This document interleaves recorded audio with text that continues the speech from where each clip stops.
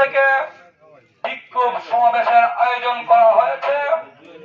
সেই আয়োজনে আপনারা যারা বিভিন্ন ইউনিয়ন থেকে উপজেলা পর্যায়ে, ওয়ার্ড পর্যায়ের উপজেলা নেতৃবৃন্দ যারা এখানে উপস্থিত হয়েছেন, আপনাদের সকলকে জানাই দেশ নায়ক তারেক রহমান এবং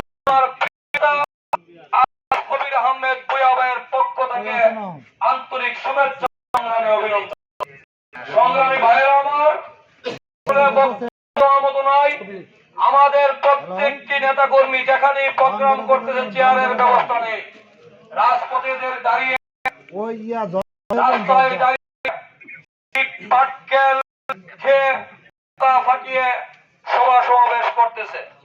ভয়ের কোনো কারণ নাই। আমরা আজকে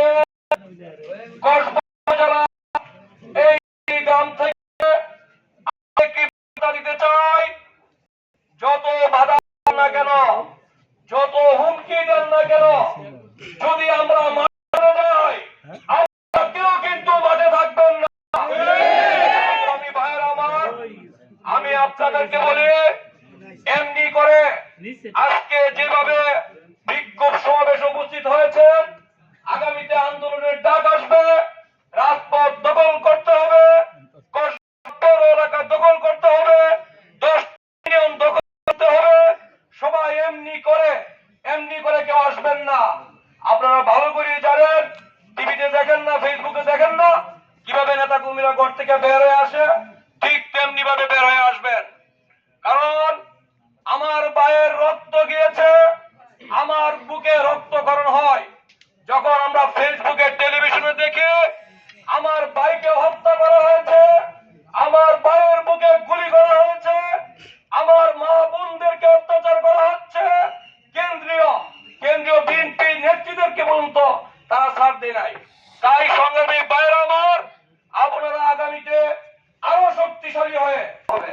আমি বলবো আপনাদেরকে সবাইকে, যেমন বলা হয়েছে ইকবাল অভিযোগ ভাঙা হয়েছে, করে অনেক বাড়িঘর অনেক হামলা করা হয়েছে। কসবাতে আপনারা জানেন, কিছুদিন আগে পৌর এলাকাতে প্রথম 22 তারিখ মিছিল যায়, একদম এসে আমার উপর অনেক লোক, আমি অনেককে যে নিন্দা জানাইছে আর অনেকেই নিন্দা জানাইছে, কিন্তু এইসব হবে। আর অফিস থেকে অফিসে আমি